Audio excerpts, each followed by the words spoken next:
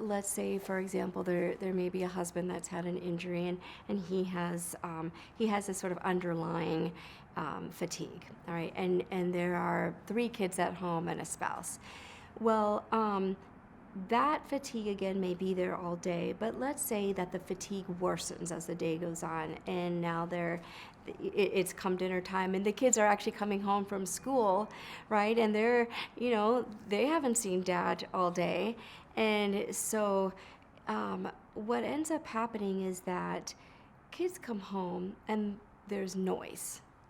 So there's increased noise, and now they might be running around. If they're school-age kids, they might be yelling. 2 kids might actually, 2 siblings are getting into a little argument, right?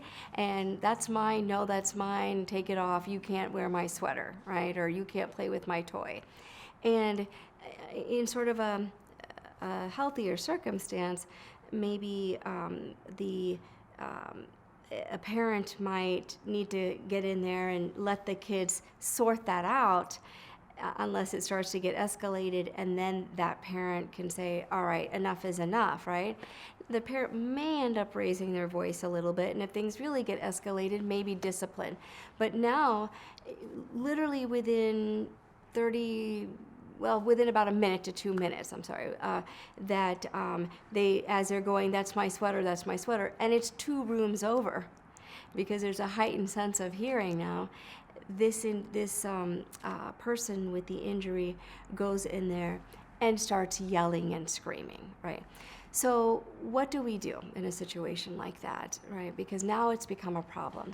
What we're doing is the immediate strategies and the long-term strategies. Immediate strategies would be things like, when you start to hear that happen, if it's a nice day outside, then you go. And again, we need to get their buy-in on this, and once they've bought in, then that person will leave, and we'll kind of walk outside, maybe sit on the porch. Just let them sort of give a few minutes for them to really work that out, and then come back inside. That person will remind them, right? We'll remind them about, okay, well, what are the other tools in your toolbox when you start to feel yourself get agitated and you can't go outside, right? What are you going to do? Okay, I am actually going to use my mottos. Kids are like this. I'll wait 5 minutes. Just let them be. Don't interfere. Whatever motto that they choose to use that's most appropriate, they're going to start repeating this motto to themselves.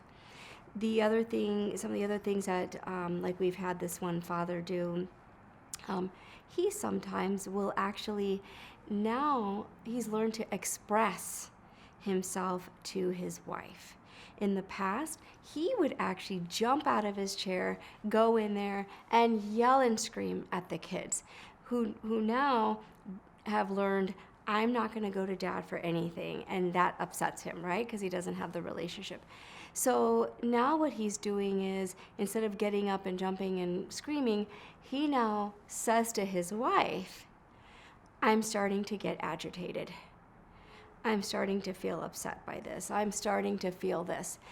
And that may not sound like a big deal, but there's actually a lot of research that shows that just the simple act of letting it out, the simple act of expressing how you're feeling and the agitation that you're feeling, actually, that labeling that, it will actually kind of help cope with that situation, and it reduces some of that.